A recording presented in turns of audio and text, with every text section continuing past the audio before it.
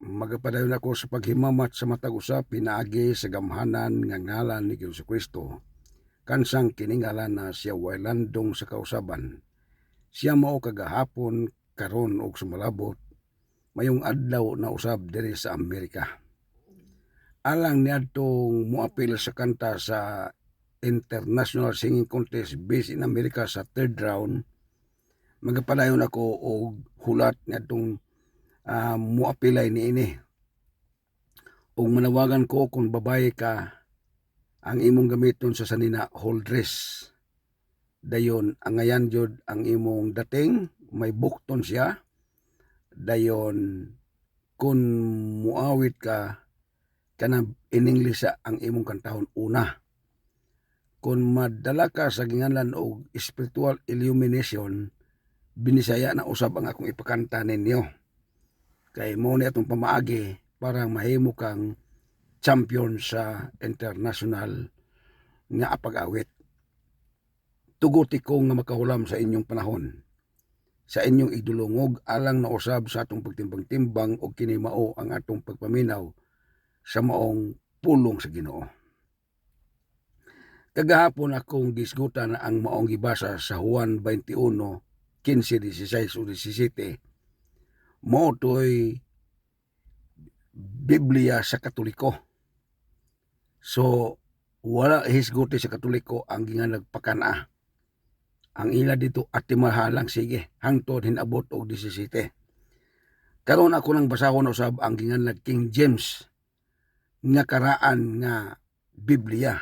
Kay kadtong akong gibasa kagahapon, Katoliko man to. So, bag-o pa to siyang Biblia. Anita sa karaan kung King James Version. Akong ayuhon ni og basa para nga diin kung gyapon niya ko sa online.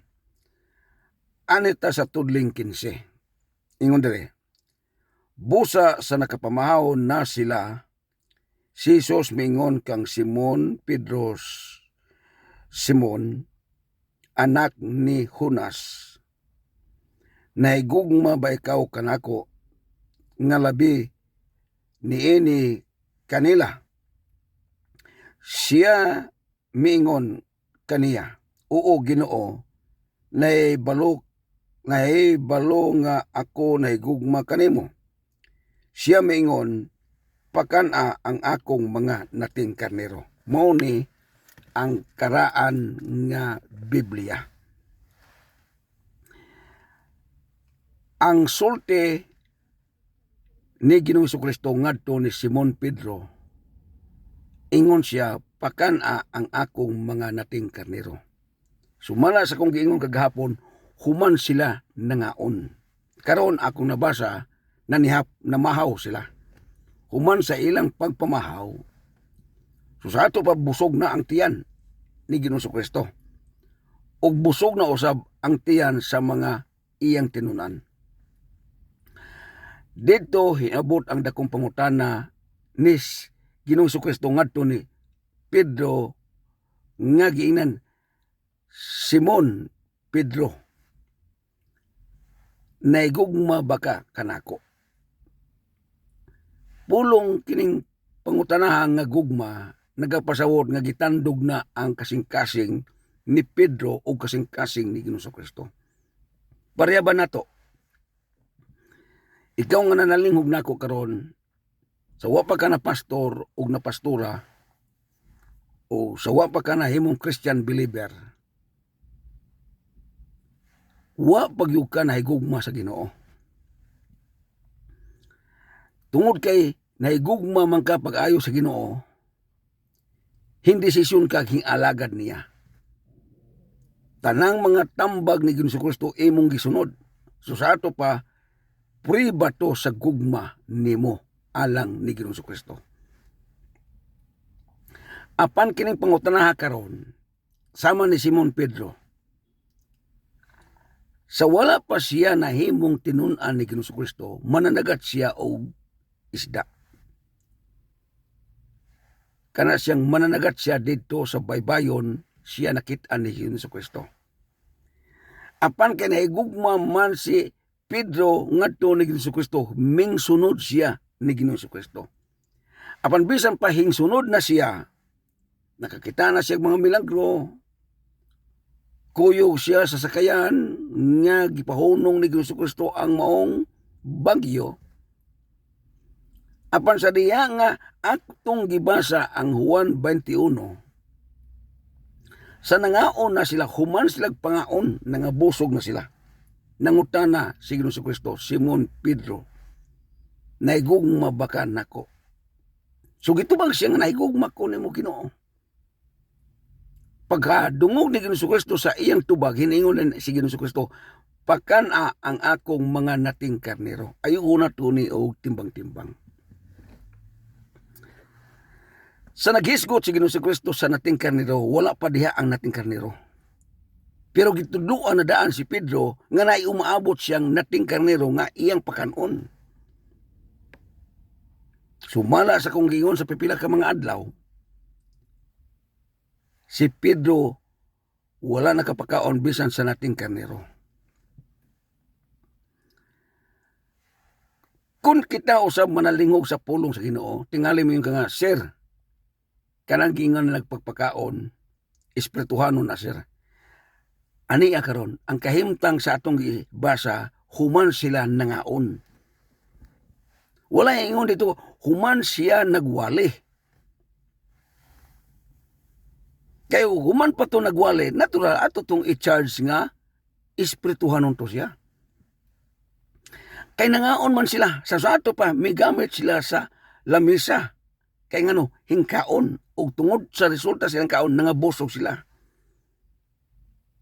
Karon kay hagit man si Pedro, nga pakana ang akong mga nating karnero. Kay naay nating karnero si Jesucristo. Kinsa man ang nating karnero ni Jesucristo. Kini mga bag-ong mga nangalagad sa Ginoo. O sana nga i-charge ka nga nating karnero. O klaruhay gyud pagayo. Kung panalitan ikaw tigulang nga bago pa ka nangalagad sa Ginoo, nati ka pero di po ka nganlan yung nati nga karnero ni Jesucristo, kundi karaan kang karnero nga bago lang kang hindawat ni siya Ginoo, bago pa kang alagad niya. Pero kanang bagong pag-alagad dili na i-charge nato nga pagkanati. Ang tinuod nga i-charge nato pagkanati kining mga young people. Sa wala pa ka natigulang, hingagi kag young people, hingagi kag pagkabatanon. Usa ka nga pakanon ni Pedro sa hagit ni Ginoong Kristo. Naunsa man pagpakaon ng mga young people? Wali. Ako na nagisaysay ninyo nga sila naghinabi dito sa gikan sa lamisa. Nangaon sila o human sila sa pagpamahaw. Miingon si Kristo ngadto ni Pedro, Pedro, naigugma ba ka nako? Kaya nga naman, importante ang tiyan di ay pod sa tao. Dili lang kay kasing-kasing, dili lang kay wali-wali, kundi ang tiyan. Mao bitaw ngano hindato pagayo ang relihiyon kay wa hintamdog aning gusto unta sa Ginoo. Kay og ila pa ni nasabtan ang tuyo gyud sa Ginoo. Di man nga dato ni mga relihiyon. Kay ngano man matuman man ang Malakias 3:10. Unsa may gingon sa Malakias 3:10? Dadaan ninyo ang inyong mga halad ikapulo sa balay tipiganan aron adunay makaon sa akong balay. Tukma sa atong gibasa karon sa Juan 21:15. Nangaon ko sila. Pag human nila pangaon, nabusog sila, hiningon na si Jesucristo, ngadto ni Simon Pedro, Pedro, nahigugma ba ka nako? Ingon din siya, naibalo ka Ginoo, nahigugma ko nimo. Ingon din si Jesucristo, pakana ang akong mga nating karnero. Dugay naman mo sa kalibutan. Asa mang mga relihiyon na karon nagpakaon o nagtabang sa mga young people. Kiningingan lang nato nating karnero mo ni ang mga young people. Muna nga karon ako nang tandugon kining puntuha karon o ako yun yung sabtan yun yung pag-ayo. Ako ning interpretasyon while labot ang grupo, while labot ang reliyon nga interpretasyon, ako aning kaugalingon nga interpretasyon. hubad ni nako, dili kay hubad ni sa theology o mga maghuhubad sa Biblia, kung dili ako ning hubad. Si Pedro wa ka hubad ani. Kay mismo atong mabasa gyud ang Biblia, wa gyud nakapakaon si Pedro bisan pa ganig mga batanon, mga young people, samot ng mga tigulang. Karon, ingon si Kristo, pakana ang akong mga karnero. Kaon. Ang Biblia po dito sa Malakias 3:10, aron adunay makaon sa akong bahay. Kining buot ipasabot mga kaigsunan ko, hinautong ta nga masabtan ni sa uban. Ang nagpuyo sa simbahan, mga pastor o pastora, naglisod. Kaya nga naman, ang ikapulo, ang mga halad i-forward sa dako-dako. Di yun ta magkabasa sa Biblia, anang puntuha. Apan nato mabasa sa Malakias 3:10, ingon nito, aron adunay makaon sa akong balay, tukma sa gingon ni Kristo nga pakana ang akong mga nating karnero. Kay ubuligan lang ko sa Ginoo sa akong pagpangandoy diri sa Amerika. Sumala sa akong giingon ang Storehouse Temple of God na incorporated na rehistro na sa Pilipinas. Sa diya nga tukod na siya, pagkahuman na, dili lang young people ang makakaon, kung dili hasta mga tigulang, hasta pang mga batanon. So sa ato pa, kining klasiya sa simbahan na ikaon. Di sa amang ko nagkuwag-kwarta na. Por merong operasyon, akong kwarta. Ang akong ikapulo. Kay kana akong ikapulo, mo may gingon dito, aron adunay makaon sa akong balay. Sunod, ang tanang manimba, muhatang mayughalad o ikapulo. Aron po sila panalanginan, aron po sila mahimong takos ng mudawat nga giingon dito sa Malakias 3:10 ngayon, ug ibubok kung panalangin wa nay dapat kabutangan, papilon po siya og pakaon. Og katong iyang gihalad og ikapulo, igasto po itong apil. Way labo itong akuha. So sa ato pa, way hunong kaon. Di ka malipay, anak, manimbahay mong gikan mong bukid, nga galiso mong pamahaw. Dili paulion ang tanang manimba og dili ka kaon. Sister, ay bina mo pa kuliha? Naon sa ta? Pag-uli, di ka malipay? Hingabot na lang ko og laing-laing mga nasod. Wa yu ko kakita og simbahan sama nining gipangandoy sa Malakias 3:10. Apan kumusta man ang dagan sa kalibutan ron, hasta gani sa Amerika. Dito po ko sa Australia, wag yapoy kaon. Kung mubalik ang Ginoo, nini atong panahon, makalingkawas ka ta, nining maong dakong pangutana. Ngayon niya ang langit ng trono. Giun sa man ninyo paggamit ang mga halad nga para nako ug ang ikapulo para nako. Ikaw nga founder, mayon ka nga dinadawat nako sa among headquarter. Ikaw nga founder, mayon ka nga among gigasto para itukod og balay, tukod og simbahan di kay balay, itukod og mga simbahan sa badiha. Naa ba mabasa nato sa Malakias 3:10 nga ikapulo og halad itukod og simbahan? Mabasa nato sa Malakias 3:10, aron adunay makaon sa akong balay. Maunay mabasa. Katukma sa gingon si Kristo ngadto ni Pedro. Kay Pedro, ikaw, ako mang sinaligan. Okay? Naigugma ba ka nako? Mingon si Pedro, naigugma. Pakana ang akong mga nating karnero. Kay umaabot nung tanis siyang pastor, si Pedro, o umaabot bang leader. Pakana ang akong mga nating karnero. Kay nga naman, batanon pa sila, dasigon pa nimo sila pahalad, dasigon pa nimo ikapulo, galiso pa gani pag-uli, pag-plite. Ingon ang Biblia, pakana ang akong mga nating karnero, mga young people na siya, dili na ingon og mga tigulang. Di sana ko na mo lukso sa ikaduhang bersikulo, kay ako sang ayuhon og plastar kini akong ipahinabi karon sa atong ebanghelyo. Kamo nakapaniid namang gyud mo. naabay pundok o relihiyon nga nagpakaon sa mga nananigsimba? Wala. Muuli gutom ang uban nga pasmo kay lagi dugay po kay human og wali si pastor iabot og alauna sa hapon nga unta tinggutom tingkaon naman tana. Una ang ilang balay layo kaayo sa inyong simbahan. Mubiyahe pa sila, mulakaw pa sila. Pagabot dito ayaw ina nga mukaon dahil dito magluto pa sila, maglungag pa sila. Nangandoy ang Ginoo ani sa una pang panahon. Ingon siya pagkana ang akong mga nating karniro. Kay ubuligan lang ko sa Ginoo ning akong paningkamutan diri sa Amerika. 277 million na ba ang akong giapilan karon. Og madayon mayon ko Ginoo, tumano na nako ang imong pangandoy diha sa Malakias 3:10.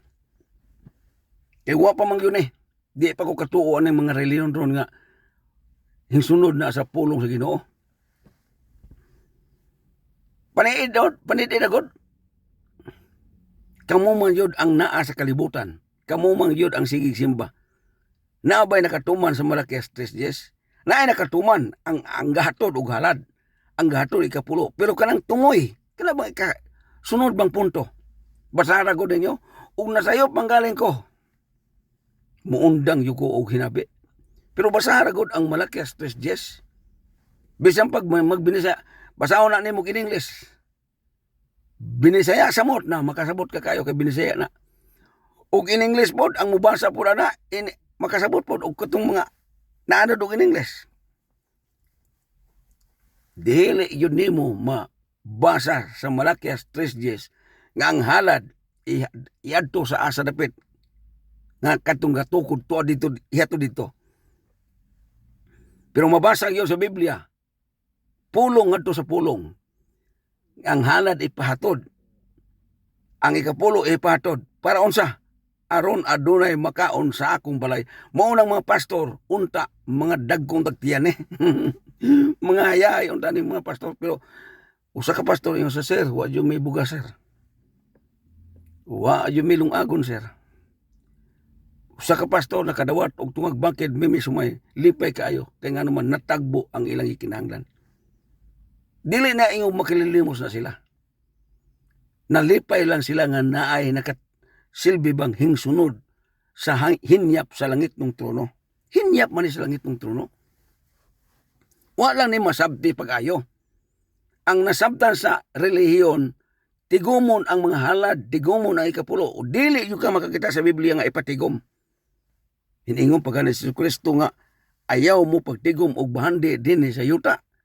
Kay tangkob og tayara ang magakutkot, pero nga no mangga tigom ang yun yung matawana. Ako mga igsoon ko na narbaho ko diri sa Amerika, wala ko tiguma para nako. Kung sa akong gimo, panghatag-hatag. Pagpagamit sa uban. Pangiyog sir, pabaylo ako sir. Sir, pagamit ako sir. Hala, gamit. Basta na ako'y mahikap lang. Kaya ano man, maunay pangandoy sa langit ng trono. Magtinabangay, magsinabtanay, magbinatiay. Apan kumusta man? Muna ganing membro. Dili ipasulod sa simbahan o wa yamoy kompletong halad ikapulo. Ayaw ipasulod na kay wa nay halad-halad ng minaraya na. Sa buhay pa na wa nay halad-halad.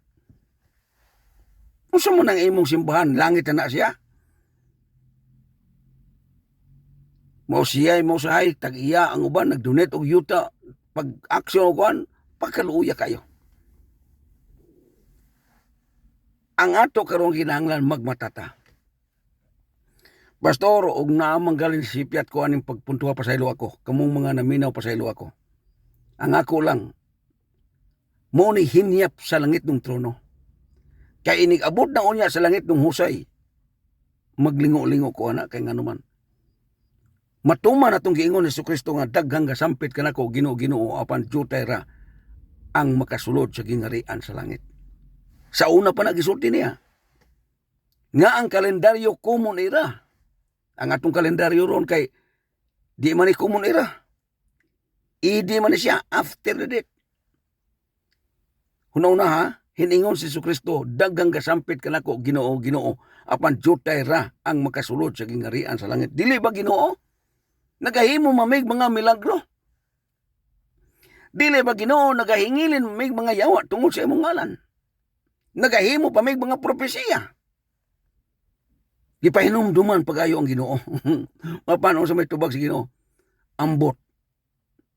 Bisan pag naghimo mo propesiya, bisan pag naghingilin mo tungod sa kong ngalan, ambot. Kay ngano man, sa halad lang daan, sa ikapulo lang daan, diya na mingon ang Ginoo, ambot. Kay ngano man, wa matuman ang Malakias 3:10.